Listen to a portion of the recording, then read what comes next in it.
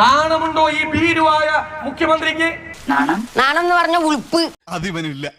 ക്രിമിനലുകളുടെ അകമ്പടിയോടുകൂടി നിങ്ങൾ സഞ്ചരിക്കുന്നത് നിങ്ങൾ യൂത്ത് കോൺഗ്രസിനെ പേടിച്ചിട്ടാണോ? പേടിയൊന്നുമില്ല, അവറ്റകളെ എനിക്ക് ഇഷ്ടമല്ല. പണ്ട് മുതലേ വൃത്തികെട്ട ജന്തുക്കളാണ്. പിണറായി വിജയനാവട്ടെ നാണക്കേട് മറച്ചു വയ്ക്കാൻ കഴിയാതെ പതിവ് പോലെ തള്ളുമായി രംഗത്തെത്തി. അങ്ങനല്ലേ പാടുള്ളൂ. നിങ്ങളുടെ അന്നത്തെ അനുയായിയാണോ നേതാവാണോ എന്ന് എനിക്കറിയില്ല. കാര്യം പറ. അന്ന് എന്റെ നേരെ വെടിയുതിർത്ത സംഭവമുണ്ട്. എങ്കിൽ ഞങ്ങൾ പോകാതെ ഇരിക്കടോ. സുനാമി ഭൂകമ്പൊക്കെ വന്നിട്ട് നമ്മൾ പിടിച്ചിരിക്കുന്നില്ലേ? പറഞ്ഞാ വിശ്വസിക്കില്ല. മാലൂർ പഞ്ചായത്തില് തോരമ്പ്ര വെച്ചായിരുന്നു. സത്യം സത്യം. അന്നും ഞാൻ അവിടെ നിന്ന് ഇങ്ങോട്ട് പോന്നിട്ടുണ്ട്. ഓ, അത്ഭുതമായിരിക്കുന്നല്ലോ. ഇതെങ്ങനെ സാധിച്ചു? ഞാൻ ആ ബസാറിലൂടെ നടന്നു പോകുമ്പോ എന്റെ നേരെ തോക്കു ചൂണ്ടിയ സംഭവം ഉണ്ടായിരുന്നു. ഇത് നീ വിശ്വസിച്ചില്ലെങ്കിൽ പിന്നെ ഇനി പറയാൻ പോണത് നീ വിശ്വസിക്കത്തേ ഇല്ല. വെടിയൊന്നും വെച്ചില്ല. 5 വെടിയുള്ളൂല. ഞാനന്ന് മെലിഞ്ഞിട്ടാ. വെടിയൊന്നും വെച്ചില്ല, തോക്കു ചൂണ്ടി. വെറുതെ കൊതിപ്പിച്ച് അല്ലേലും ഇവനൊന്നും ആവശ്യത്തിന് ഉപകരിക്കില്ല.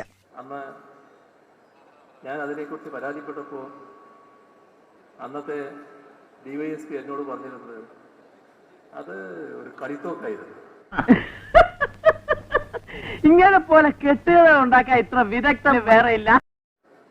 കളിത്തോക്കോ ശരിയായ തോക്കോ എന്നൊന്നും അന്വേഷിക്കാൻ ഞാൻ പോയിട്ടില്ല.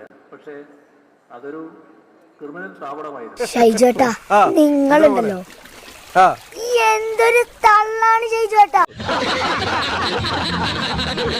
സതീശൻ മനസ്സിലാക്കേണ്ടത്, സതീശൻ പറയുന്ന ഭീരുവായ ഞാൻ ആ ക്രിമിനൽ സ്ഥാപനത്തിന്റെ മുന്നിലൂടെ ഒറ്റക്ക് നടന്നു പോവുകയായിരുന്നു.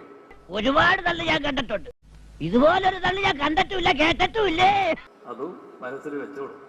പിന്നെ കോപ്പാണ്. പിന്നെ യൂത്ത് കോൺഗ്രസിന് ആ പ്രതാപകാലത്ത് തന്നെ ഭയപ്പെടേണ്ടി വന്നിട്ടില്ല. സാറൊരു ധീരൻ തന്നെ.